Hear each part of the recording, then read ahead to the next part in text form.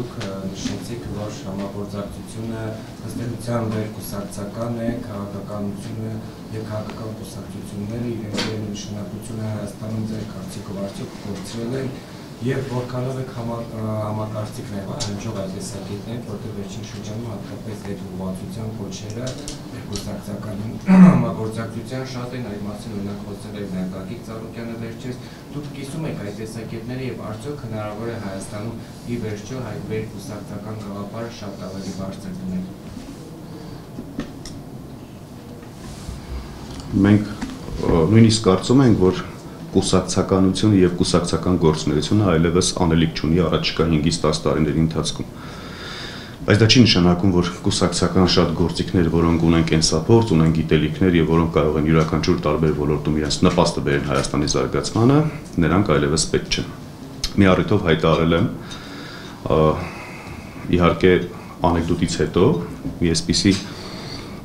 դեպքեր տեղի ունեցել մի ընկերոջ կազմակերպությունում, ներողություն պետք է խնդրեմ ոչ եթերային խոսքի համար, ասում էր ինձ տվյալ պոստում աշխատելու համար Շան որդիա պետք է ոչ թե նորմալ մարդ է պետք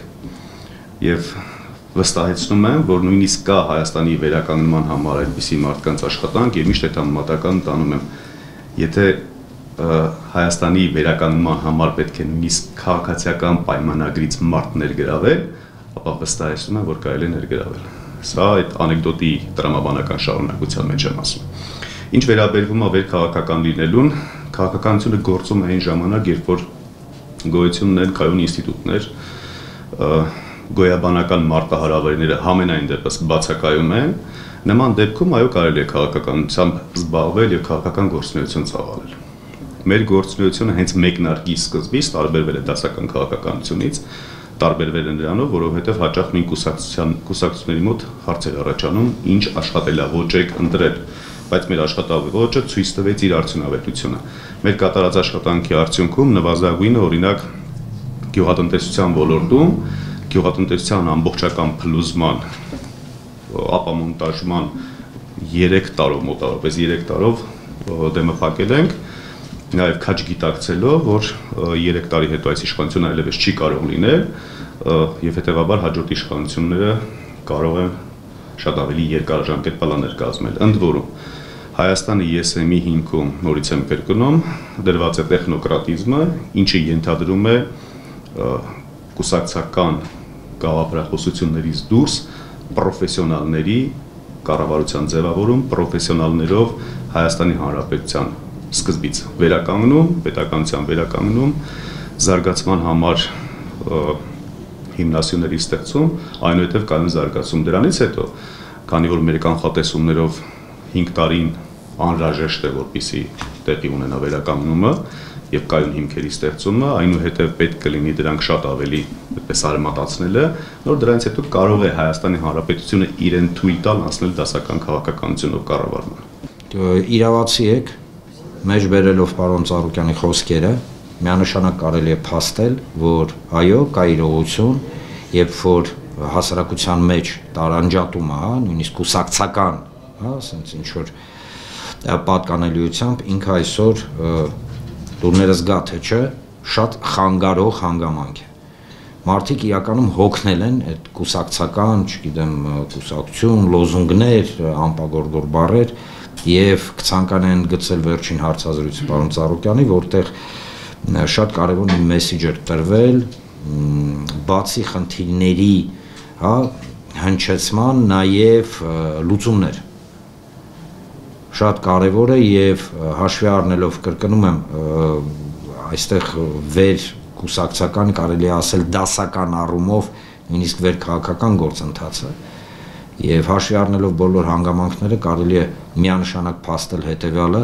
որ այո, այսօր առանց որևէ գիտեք անձնական նախապատվության, եթե մարդը կարող է բերել օգուտ երկրին, համաձայն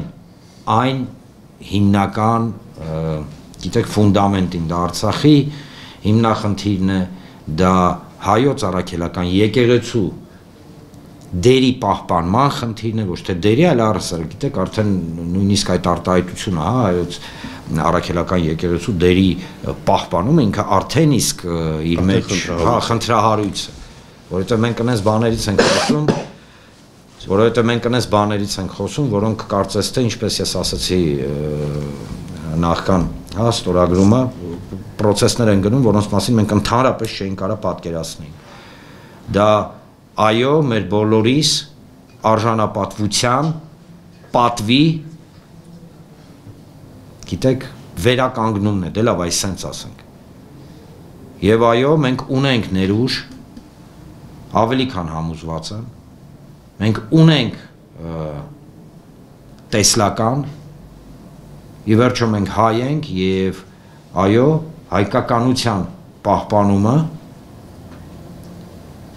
բոլոր ոլորտներում, կլինի սոցիալականից սկսած, որովհետև կրկնեմ պարոն Ծառուկյանի խոսքերը, չի կարող նորմալ երկիր լինել, եթե այնտեղ գերակա ժողովրդի